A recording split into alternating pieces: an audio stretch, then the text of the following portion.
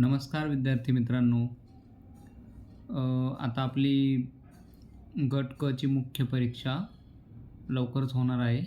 तर त्यासाठी आपलं एक प्रिपरेशन म्हणून आपण PYQ सीरीज स्टार्ट करत आहोत. यामध्ये आपण मराठीच्या ज्या प्रिव्हियस इयर क्वेश्चन पेपर आहेत, जे आयोगानं वेळोवेळी घेतलेले आहेत 2021 म्हणा, 2022, 2023 आणि नुकतीच झालेली 2024ची मुख्य परीक्षा पण आपण यामध्ये PYQची ॲनालिसिस करणार आहोत.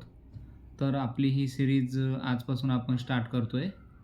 तर आज आपण बघणार आहोत महाराष्ट्र दुय्यम सेवा गट ब अराजपत्रित मुख्य परीक्षा 2021 रोजी झालेली आहे ती. तर चला आपण सुरुवात करूया.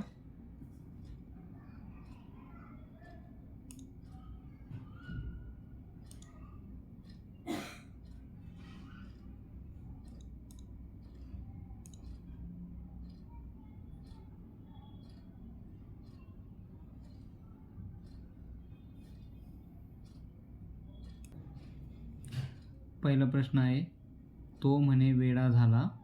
या वाक्यातील अधोरेखित केवलप्रयोगी शब्दाचा उपप्रकार ओळखा. आता ऑप्शन दिलेले आहेत. पहिला ऑप्शन आहे आश्चर्यदर्शक, दुसरा ऑप्शन आहे पादपूर्णार्थ, तिसरा ऑप्शन आहे शोकदर्शक, चौथा आहे तिरस्कार द्योतक. आता आपल्याला माहितीच आहे केवलप्रयोगी शब्दाचे किंवा केवलप्रयोगी अव्ययाचे जे उपप्रकार आहेत त्यामध्ये आश्चर्यदर्शक वगैरे म्हणे हा शब्द आपल्याला आश्चर्यदर्शक वाटत नाही. त्यानंतर शोकदर्शक पण वाटत नाही, तिरस्कारदर्शक पण नाही. म्हणून म्हणे हा शब्द आहे पादपूर्णार्थ आणि यालाच काय बोलतो आपण, व्यर्थ उद्गारवाची अव्यय असं म्हणतो. म्हणून मित्रांनो ध्यानात राहू द्या की पादपूर्णार्थ किंवा व्यर्थ उद्गारवाचे अव्यय हे केवलप्रयोगी अव्ययाचे प्रकार आहेत. केवलप्रयोगी अव्यय ही सामान्यतः वाक्याच्या आरंभी येतात व भावना व्यक्त करतात. आपण बघितलेलं आहे ते काही वाक्यांमध्ये बेटे, आपला, म्हणे, बापडा हे शब्द येतात आणि ते कोणतीही भावना व्यक्त करत नाहीत किंवा त्यांच्यामुळं वाक्याच्या अर्थात देखील विशेष भर पडते असंही नाही. बोलताना केवळ एक लकब म्हणून किंवा काही आठवणीसे झाले तर काही व्यक्तींच्या बोलण्यात हे पादोपादासारखे शब्द येतात. मग आपण कधी बोलतो जळलं मेलं, आणखीन. म्हणून अशा शब्दांना व्यर्थ उद्गारवाचे अव्यय किंवा पादपूर्णार्थ केवलप्रयोगी अव्यय असे म्हणतात. तर बघा दुसरा प्रश्न आहे, सकाळी मी मित्राबरोबर फिरावयास जातो किंवा क्रीडांगणावर खेळतो. या वाक्याचा प्रकार ओळखा.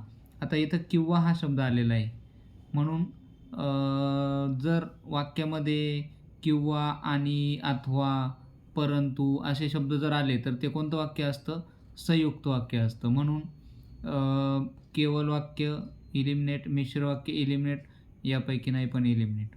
ओके. तर आपला तिसरा प्रश्न आहे, पुढील विधाने पहा. मराठीमध्ये एकूण 9 सर्वनामे आहेत.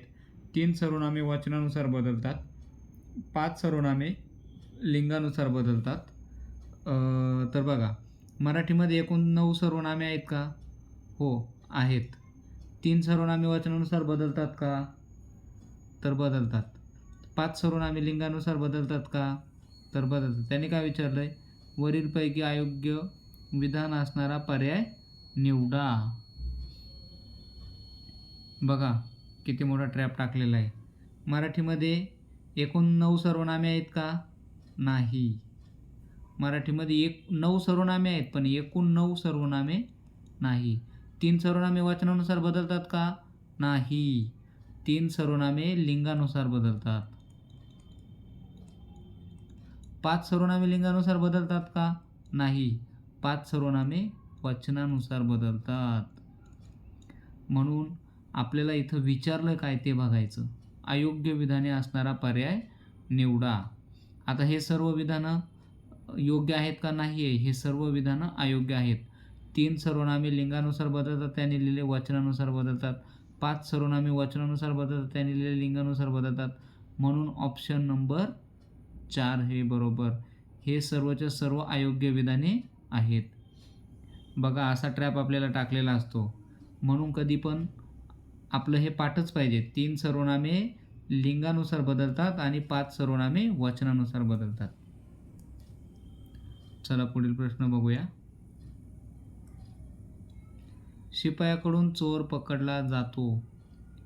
आता कडून, माझ्याकडून गाय बांधली जाते, शिपायाकडून चोर पकडला जातो, न्यायाधीशाकडून दंड आकारण्यात आला. या प्रकारे हे जे प्रयोग उदाहरणं आहे हे नवीन कर्मणी किंवा कर्मकर्तरी या प्रयोगाची उदाहरणे आहेत. म्हणून याचं उत्तर आहे नवीन कर्मणी. शक्य कर्मणी म्हणजे काय, तिथे शक्यता व्यक्त केलेली असते. मला डोंगर चढवतो. पुराण कर्मणी म्हणजे काय, जिथे पुराण कर्मणी म्हणजे जे आपलं संस्कृतमधील काही वाक्य तिथे किंवा प्राकृत भाषेतील काही वाक्य दिलेलं असते. जो कोण काय करी जो वगैरे जे वगैरे प्रत्यय दिलेला असतो ते. म्हणून शक्य कर्मणी नाही, कर्तव्य कर्मणी नाही, तर नवीन कर्मणी. त्याने हात वर केला, तो हसत बोलला. वरील वाक्यातील अधोरेखित क्रियाविशेषणांचा प्रकार ओळखा.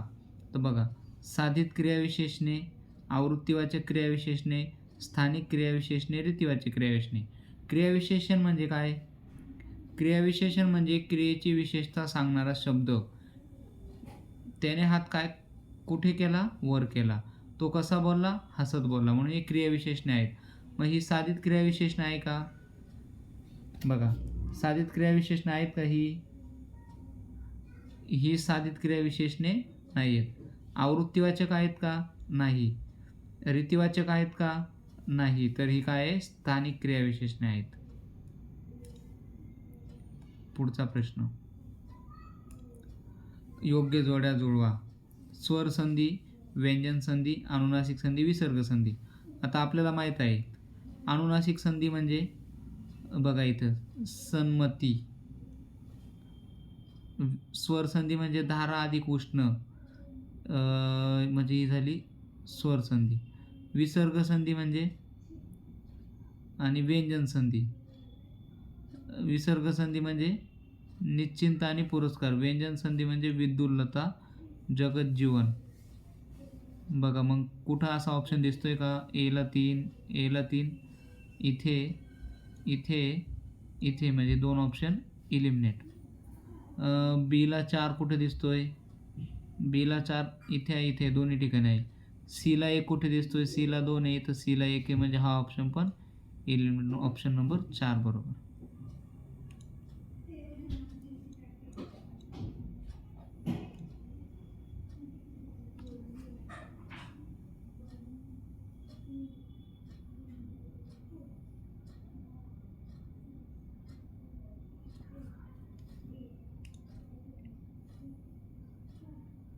उत्क्रांती या शब्दासाठी अचूक शब्दसमूह कोणता? उत्क्रांती म्हणजे कोणत्याही क्षेत्रात एकदम होणारा इष्टबदल, कोणत्याही क्षेत्रात वेळोवेळी क्रांती होऊन इष्टबदल होणे, कोणत्याही क्षेत्रात हळूहळू होणारा इष्टबदल, कोणत्याही क्षेत्रात इष्टबदल होण्याची स्थिती. हा ऑप्शन इलिमिनेट झाला. कोणत्याही क्षेत्रात क्रांती होऊन इष्टबदल होणे हा ऑप्शन गेला. 1 आणि 3 मध्येच आहे बघा. कोणत्याही क्षेत्रात हळूहळू होणारा इष्टबदल म्हणजे उत्क्रांती आणि एकदम बदल होणारा इष्टबदल म्हणजे क्रांती. म्हणून ऑप्शन नंबर 3 बरोबर. ओके. आता बघा प्रश्न क्रमांक 8, विधानात अधोरेखित केलेल्या शब्दाचा प्रकार ओळखा. माझी कन्या परदेशी गेली. कन्या या शब्दाचा प्रकार ओळखायचा आहे. कन्या हा तत्सम शब्द आहे, बरोबर. तद्भव शब्द, तत्सम शब्द, देशी शब्द. बघा, तत्सम शब्द म्हणजे काय? जे संस्कृत शब्द जसेच्या तसे मराठीत आले त्यांना तत्सम शब्द बोलतो आपण. कन्या, पिता, वृक्ष वगैरे. तद्भव शब्द, जे संस्कृत शब्द मराठीत येताना त्यांच्यामध्ये बदल झाला आहे अशा शब्दांना आपण तद्भव शब्द बोलतो. उदाहरणार्थ, कर्ण हा तत्सम शब्द आहे, त्याचा कान झाला, पर्णचा पान झाला. अशा प्रकारे त्यांच्यामध्ये जे बदल झाले त्यांना आपण काय बोलतो? तद्भव शब्द बोलतो. ओके.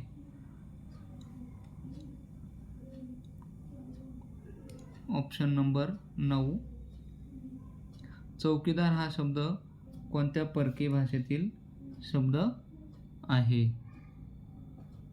आता बघा, चौकीदार हा शब्द आहे फारसी भाषेतील. तुम्हाला आता हे परकीय भाषेतील शब्द पाठच पाहिजे. पोर्तुगीज शब्द आपल्याला माहिती आहे, तंबाखू वगैरे, ते आपल्याला सहज ओळखू येतात. ग्रीक शब्द तर आपल्याकडे नाहीच आहे. उर्दू आणि फारसी यामध्ये कन्फ्युजन असतं, तर हे शब्द आपले पाठच पाहिजे. तर चौकीदार हा शब्द आहे फारसी. चौकीदार, फडणवीस, कामगार वगैरे हे फारसी शब्द आहेत. आता बघा पुढील प्रश्न. जगी सर्वसुखी असा कोण आहे? या प्रश्नार्थक वाक्याचा प्रकार ओळखा. जगी सर्वसुखी असा कोण आहे? आहे इथे कुठे नकारात्मक शब्द दिसतोय का? नाही दिसत. म्हणजे हे वाक्य कोणत्या प्रकारचं आहे? हे वाक्य आहे होकारार्थी वाक्य. नकारार्थी गेलं, विधानार्थी गेलं, उद्गारवाचक गेलं. आंधळ्याला भिक्षा वाढा बाई, तुमचा बोलबाला होईल या वाक्यातील वाक्प्रचाराचा योग्य अर्थ पुढीलपैकी कोणता? भिक्षा वाढा म्हणजे वाक्प्रचार कोणता याच्यात? भिक्षा वाढा हा वाक्प्रचार नाही, बोलबाला होईल हा वाक्प्रचार आहे. मग भुकेलेला अन्न देणं नाही, चांगली कृती करणं नाही, आंधळ्याला मदत करणं नाही, तर तुमचा उत्कर्ष होईल. तुम्ही जर आंधळ्याला भिक्षा वाढली तर तुमचा उत्कर्ष होईल, म्हणजे तुमचा बोलबाला होईल. Next question. जो आपले काम करीत राहतो तो मनुष्य देवाला प्रिय होतो. या वाक्यातील कर्म, कर्मविस्तार व विधेयपूर्वक हे घटक कोणते? आता बघा कर्म. कर्म काय आहे? काम आहे. कर्म कशा करीत राहण्याची क्रिया कशी होते? कामावर. म्हणून कर्म काय आहे? काम आहे. बघा काम इथे आहे, इथे आहे, म्हणजे ऑप्शन नंबर अ गेला, ब गेला, अ गेला म्हणजे हा पण गेला, हा पण गेला. त्याच्यानंतर कर्म झाला. आता कर्मविस्तार. कर्माबद्दल अधिक माहिती कुठं सांगितली? आपले या शब्दाने सांगितली. मग आपले शब्द इथे नाही आहे म्हणून ड गेला, ऑप्शन नंबर क बरोबर.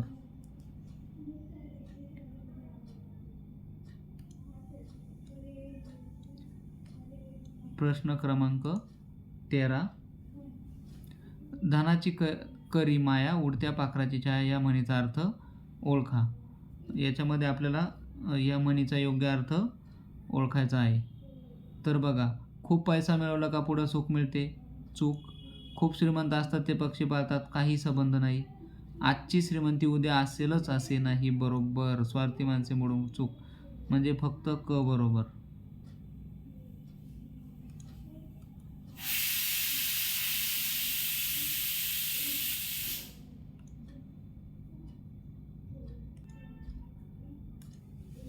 बघा प्रश्न क्रमांक 14. अमेरिकेत राहणाऱ्या मुलाने साताराच्या शेतजमिनीवर टिंबटिंब रिकाम्या जागी अचूक वाक्प्रचार योजून योग्य वाक्य कसे होईल? अमेरिकेत राहणाऱ्या मुलाने साताराच्या शेतजमिनीवर बेलपत्र ठेवले आहे. बेलपत्र ठेवणे हा वाक्प्रचार इथे बसत नाही. अमेरिकेत राहणाऱ्या मुलाने सातारा शेतजमिनीवर पाणी सोडले आहे. अमेरिकेत राहणाऱ्या मुलाने सातारा शेतजमिनीवर तुळशीपत्र ठेवणे पण बसत नाही. डोळे झाक केले हा तर बसतच नाही, म्हणजे ड तर नाहीच आहे. मग आता बघा ऑप्शन नंबर अ. अ नाही इथे, अ दिला म्हणजे नाही आहे. तुळशीपत्र ठेवणे पण नाही आहे, म्हणून हा पण फक्त राहिला ऑप्शन नंबर ब बरोबर. अमेरिकेत राहणाऱ्या मुलाने साताराच्या शेतजमिनीवर पाणी सोडले आहे. पाणी सोडणे म्हणजे काय करणे? त्याग करणे. जाणारा काळ पुढे जातच राहतो हे विधान कोणत्या विशेषण प्रकारातील आहे? जाणारा काळ पुढे जातच राहतो. आता बघा सर्वनाम आहे की इथे नाही. हे विधान कोणत्या विशेषण प्रकारातील? सर्वनामाबद्दल आहे का? नाही, नाही आहे. अव्यय साधित आहे का? नाही आहे. तर इथं काळ कसा आहे? जाणार आहे. जाणे हे काय धातू आहे? जाणे हा धातू आहे. मग त्या धातूपासून काय तयार झाला आहे? विशेषण जाणारा, म्हणून हे धातू साधित विशेषण आहे, नाम साधित नाही. म्हणजे ऑप्शन नंबर हा गेला, हा गेला, फक्त क बरोबर. 16 नंबरचा प्रश्न. पुढीलपैकी कोणते शब्द विविध लिंगात आढळतात? आता बघा हे शब्द तुम्हाला पाठच पाहिजे. 16 नंबरचा प्रश्न, याचं कोणत्या विविध लिंगात आढळतात असं विचारलं आहे. जोडा आणि कवी नाही. देव आणि हत्ती नाही. बोकड आणि आकाश नाही. इथं फक्त पोर आणि बाग हे शब्द बरोबर आहे, कारण पोर हा शब्द 3ही लिंगात आढळतो आणि बाग हा शब्द 2 लिंगात आढळतो. विविध लिंगात आहे, एकापेक्षा जास्त लिंगात आहे, म्हणून विविध लिंगात, म्हणजे पोर आणि बाग बरोबर आहे. 17 नंबरचा प्रश्न, झाडाचा रंग हिरवा आहे तो मला फार आवडतो. कोकिळा गोड गाते ते मला आवडते. आता बघा, काय मला फार आवडतो, तो म्हणजे काय, रंग. रंग कसा आहे, हिरवा. म्हणजे इथं हिरवा हे नाम आहे, रंग हे विशेषण आहे. म्हणजे विशेषण कुठे आहे, फक्त इथं आहे, म्हणून ऑप्शन नंबर विशेषण व क्रियापद. आता बघा, कोकिळा गोड गाते ते मला आवडते. काय आवडते मला, गाते ते. कसं गाते, गोड गाते. म्हणजे गोड हे काय आहे, क्रियाविशेषण आहे. आणि ते हे काय आहे, हे सर्वनाम आहे. कोणाबद्दल आलं ते, क्रियापदाबद्दल आले. म्हणून विशेषण व क्रियापद हे उत्तर बरोबर आहे.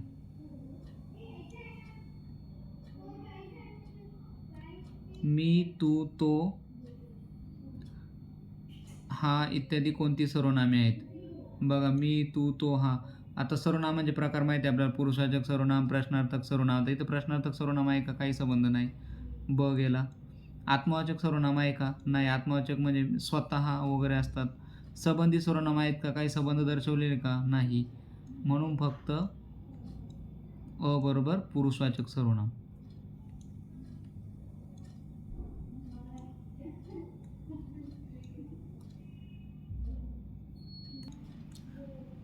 प्रश्न क्रमांक 26 बघा, खालीलपैकी कोणत्या गटातील शब्दांची रूपे अनेकवचने होताना बदलत नाहीत. पुस्तक, पुस्तके होतं. फळा, फळे होतं. भाकरी, भाकऱ्या. इमारती, वासरू, वासरे, आसू, आसवे, जळू, जळवे, गाणे, गाणी. म्हणजे बदलतात. अ आणि ब बदलतात. म्हणजे ऑप्शन हा ऑप्शन गेला, हा ऑप्शन गेला. काका, शाळा, उंदीर, देश, गुरुजी, कवी, पाणी, पाऊस. म्हणजे क आणि ड हे ऑप्शन बदलत नाहीत. म्हणजे ब आणि क सुद्धा गेला. म्हणून ऑप्शन नंबर 4 बरोबर. बघा, प्रश्न क्रमांक 27, प्रयोजक व शक्य क्रियापदे यांची रूपे जवळजवळ सारखीच असतात. 100% बरोबर आहे. ब विधान दिलंय, प्रयोजक व शक्य क्रियापदे नेहमीच सकर्मक असतात. बघू, आईला आता घरकाम करवते या वाक्यात शक्य क्रियापद आहे, बरोबर आहे. शक्य क्रियापद म्हणजे काय, शक्यता व्यक्त केलेली असते. आणि बघा विद्यार्थी मित्रांनो, प्रश्नामध्ये आपल्याला काय विचारलं आहे, योग्य विधाने ओळखायला सांगितलेलं आहे. कधी कधी काय असतं, आपल्याला अयोग्य विधाने ओळखायला सांगतात. मग जर अयोग्य विधान ओळखायला सांगितलं असतं तर आपल्याला इथं ऑप्शन नंबर ब निवडावा लागला असता. पण इथं योग्य निवडायला सांगितलं म्हणून आपल्याला अ आणि क. आता बघा, प्रयोजक आणि शक्य क्रियापदे नेहमीच सकर्मक असतीलच असे नाही. बघा, प्रयोजकाचं उदाहरण जर म्हटलं तर आई मुलाला चालवते, याच्यामध्ये एक कर्ता आहे, कर्म आहे. आता शक्य क्रियापदाचं जर उदाहरण म्हटलं तर आईला डोंगर चढवतो, आईला डोंगर चढवतो. डोंगर चढणारे कोण आहे, आई आहे.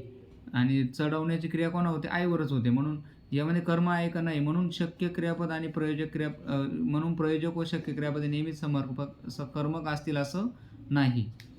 म्हणून इथं जर बघितलं तर ऑप्शन नंबर अ आणि क बरोबर आहे फक्त. ओके, चला पुढचा प्रश्न बघूया.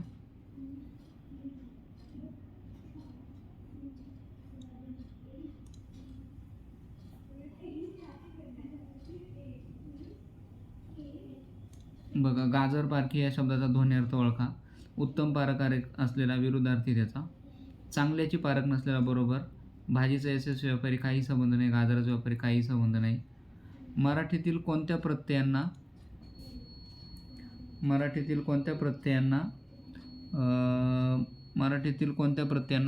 चरम प्रत्यय म्हणतात. तर बघा,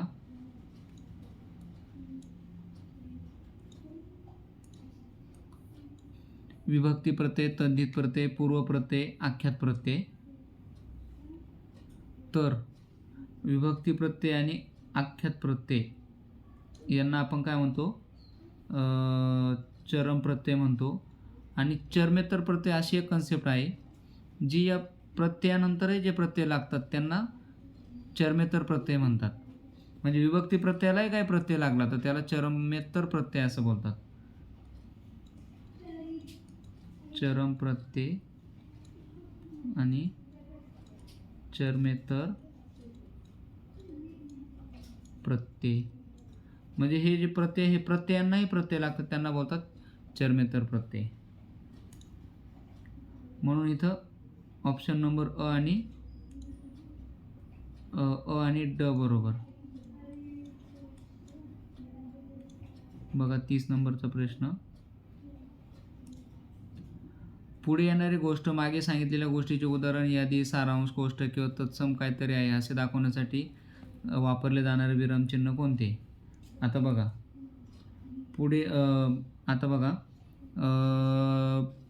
पुढे येणारी गोष्ट मागे सांगितलेल्या गोष्टींचे उदाहरण, यादी, सारांश, कोष्टक किंवा तत्सम काहीतरी आहे, त्याला आपण बोलतो, हे असं चिन्हाने दाखवतो आपण. समजा तुम्हाला दाखवायचं आहे, समजा गाव किंवा गावे आणि त्या गावांची नावं दिले पुढं ABC असं, तर मग हे जे आहेत याला आपण बोलतो अपूर्णविराम आणि असा जो आहे त्याला आपण बोलतो अर्धविराम. या दोघांमध्ये कन्फ्युजन आहे. याला बोलतात अर्धविराम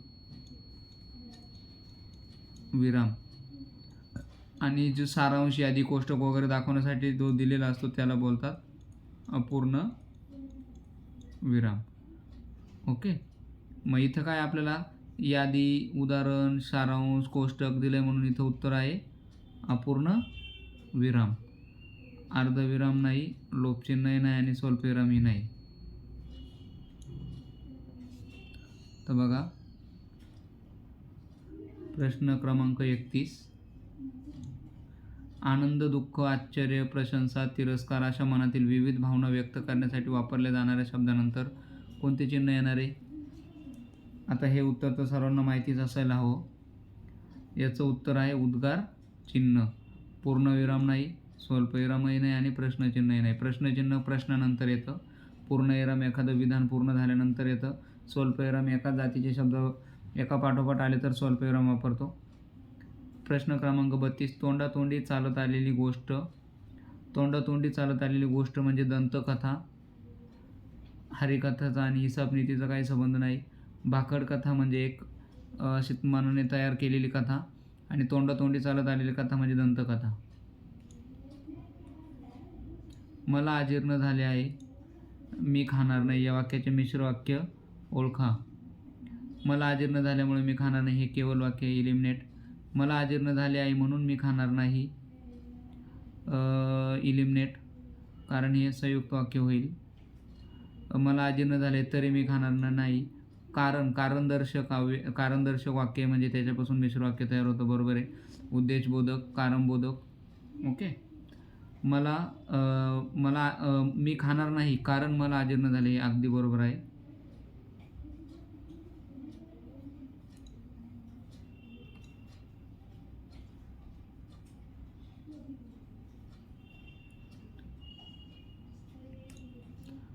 प्रश्न क्रमांक 34. व्यंजन संधीने तयार झालेल्या शब्दांचा गट ओळखा. ग्रामोद्योग, ग्राम अधिक उद्योग, कला अधिक उपासक, हे तर स्वर संधी आहे. अ गेला. निस्तेज, बहिष्कार, हे तर विसर्ग संधी आहे. ब ही गेला. म्हणजे प्रश्न क्रमांक 34चं उत्तर आहे फक्त ड बरोबर. फक्त ड बरोबर. चंद्र उदय, लंब अधिक उदर, गंगा अधिक उदक म्हणजे हे सगळे स्वर संधी आहे. सप्तमी या विभक्तीचा अर्थ काय? प्रश्न क्रमांक 35. सप्तमी या विभक्तीचा अर्थ आहे अधिकरण. हे आपलं पाठच पाहिजे. सप्तमीचा अधिकरण प्रथमेचा आहे, कर्ता द्वितीयाचा आहे, कर्म तृतीयाचा आहे, करण चतुर्थीचा आहे, संप्रदान पंचमीचा आहे, अपादान षष्टीचा संबंध आणि सप्तमी अधिकरण, अष्टमी संबोधन.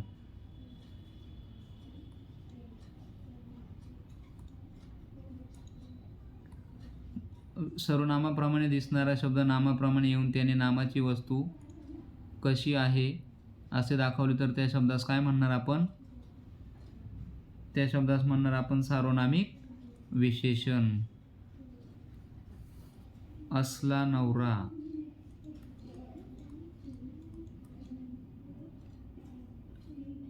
जी अव्यय, नाम आणि नामाप्रमाणे योजलेले शब्द यांच्या पुढे येऊन त्यांचा वाक्यातील इतर शब्दाशी संबंध दाखवतात त्यांना काय म्हणतो आपण?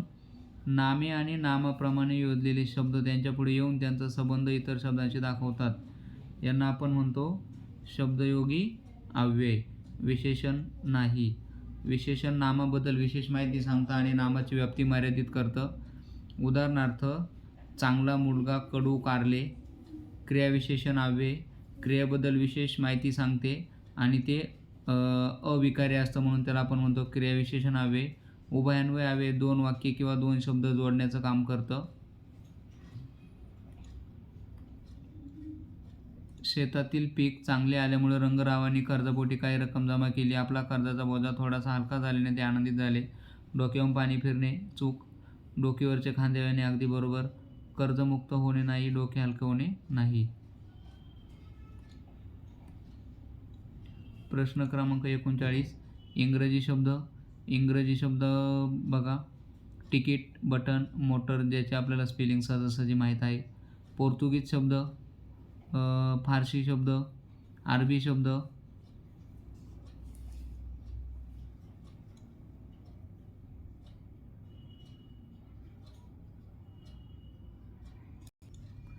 बघा इंग्रजी एचं 3 कुठे आहे? एचं 3 2 ठिकाणी, 2 ऑप्शन गेले. एचं 3. पोर्तुगीज शब्द लिलाव, खण, इस्त्री म्हणजे बीचं 4. ऑप्शन नंबर 1 बरोबर. अरबी शब्द ताकद, कंदील, फरक. फारसी शब्द दुकान, सही, जंगल.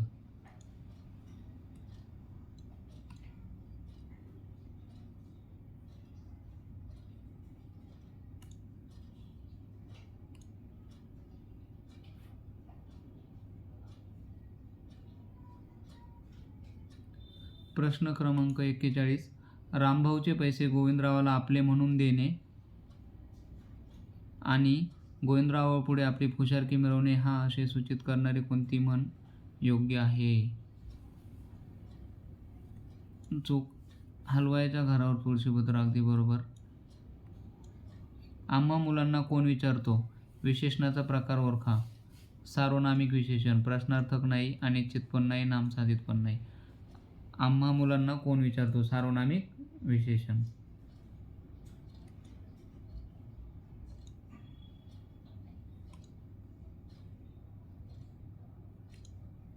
बघा काय बोलायचे असेल ते बोल या विधानातील काय हे शब्द कोणत्या सर्वनाम प्रकारातील आहे? आता बघा आपण सर्वनामाचे विशेष प्रकार बघितले. आत्मवाचक सर्वनाम आहे का? नाही. प्रश्नार्थक आहे की ते प्रश्नचिन्ह आहे का? नाही. अ आणि ब गेले. क संबंधी आहे का? नाही. तर आहे अनिश्चितार्थक सर्वनाम.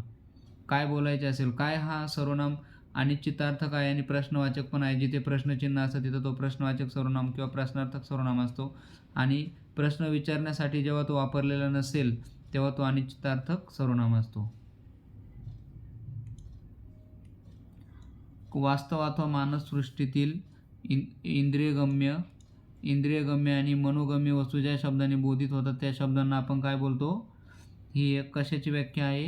ही आहे नामाची व्याख्या. कोणी काही म्हणा, कोणी काही म्हणा हा सर्वनामाचा कोणता प्रकार आहे? आताच आपण बघितलं आहे वरती की हा सर्वनामाचा अनिश्चितार्थक सर्वनामाचा प्रकार आहे. दर्शक नाही, संबंधी नाही, पुरुषवाचक पण नाही.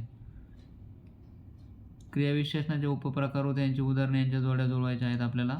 बघा स्थलवाचक बघा समोरून, तिकडून. कालवाचक बघा तेव्हा, हमेशा, रातोरात. संख्यावाचक बघा अत्यंत, बेताचा, चौवट. रीतिवाचक की ऑप्शन नंबर 1 बरोबर.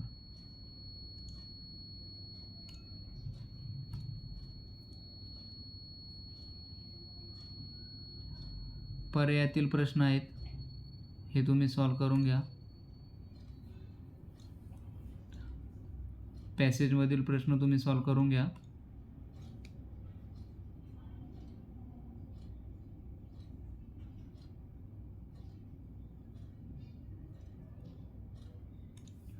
धन्यवाद. अशा प्रकारे आपण 2021ची आपली जी क्वेश्चन पेपर आहे तिचा आपण व्यवस्थितरित्या ॲनालिसिस केला आहे. अपेक्षा करतो की तुम्हाला सर्व उत्तम प्रकारे समजलेलं असेल. तर दररोज कमीत कमी तुम्ही जर गट क मुख्य परीक्षेला जर तुम्हाला 45+ जायचं असेल तर तुम्हाला दररोज कमीत कमी एक प्रश्नपत्रिका मराठीची, भले मग ती गट ब ची असेल किंवा गट क ची असेल किंवा राज्यसेवा मुख्य परीक्षेची असेल, सोडवणे अत्यंत गरजेचे आहे. तुम्हा सर्वांना योग्य रीतीने दररोज एक प्रश्नपत्रिका सोडवावीच लागेल, तरच तुम्ही 45+ जाऊ शकता. आणि सध्याची कॉम्पिटिशन बघता 45+ पेपर 1मध्ये जाणं मराठीमध्ये म्हणजे पोस्टला जवळजवळ हात घालण्यासारखंच आहे. तर योग्य प्रकारे नियोजन करून योग्य प्रकारे अभ्यास करा आणि अपेक्षा करतो की तुम्ही सर्व योग्य प्रकारे यशस्वी व्हाल आणि पोस्ट मिळवाल. धन्यवाद.